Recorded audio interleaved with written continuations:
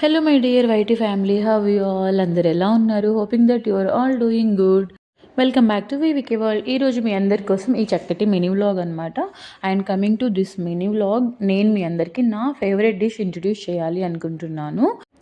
And మీ అందరికి కూడా help అవుతుంది అనుకుంటున్నాను. డెఫినెట్గా మీ అందరికీ నచ్చుతుంది అనేది నా కాన్ఫిడెంట్ అనమాట.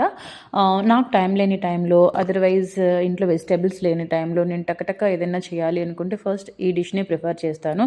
ఎవరైనా సడన్గా గెస్ట్లు వచ్చేసినా టేస్టీగా ఇమీడియట్గా ఫుడ్ ప్రిఫర్ చేయాలన్నా కూడా నేను ఈ డిష్నే ప్రిఫర్ చేస్తాను అనమాట ఇంట్లో. అండ్ ఏదో ఒక టైంలో మీ అందరికి కూడా హెల్ప్ అవుతుందనేది నా హోప్ అనమాట. So without doing let start A recipe. Means tomato and పచ్చిమిర్చి కర్రీ అనమాట. స్టార్టింగ్ నుంచి చూస్తూ వస్తున్న ప్రాసెస్లో ఫస్ట్ వచ్చేసి పచ్చిమిర్చిని నేను స్టార్టింగ్లో చూపించిన విధంగా పెద్ద పీస్ల కింద కట్ చేసేసి మీన్స్ మీడియం ఫ్లేమ్లో నీట్గా ఫ్రై చేసుకుంటాను.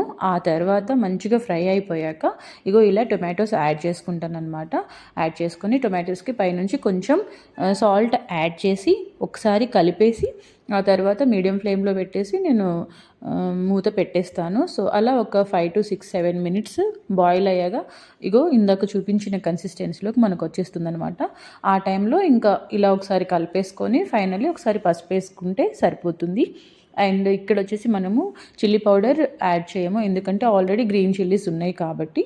సో చూపిస్తున్న విధంగా పసుపు యాడ్ చేసి కర్రీని మంచిగా మిక్స్ చేసి ఇంకొకసారి మూత పెట్టేసి మీడియం ఫ్లేమ్లోనే ఇంకొక 5 minutes మాగనిస్తే సరిపోతుందన్నమాట. సో వైల్ కర్రీ స్టార్ట్ చేసే ప్రాసెస్లోనే సైడ్కి ఇంకొక స్టవ్ మీద ఇలా ఎగ్స్ బాయిల్ చేసేస్తాను అనమాట. సో నేను వచ్చేసి 3 eggs యూజ్ చేశాను ఇవాళ కర్రీకి, ఎందుకంటే మేము ముగ్గురమే ఉన్నాము కాబట్టి మా ముగ్గురికి 3 eggs సరిపోతుంది కాబట్టి 3 eggs నేను బాయిల్ చేసుకున్నాను.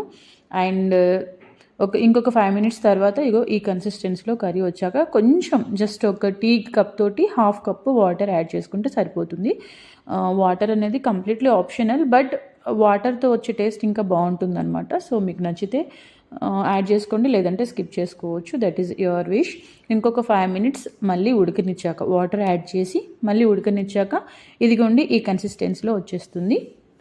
ఈ టైంలో నేను బాయిల్ చేసుకున్న ఎగ్స్ ఏవైతే ఉన్నాయో మళ్ళీ ఎగ్స్ యాడ్ చేసుకున్నాను అనమాట.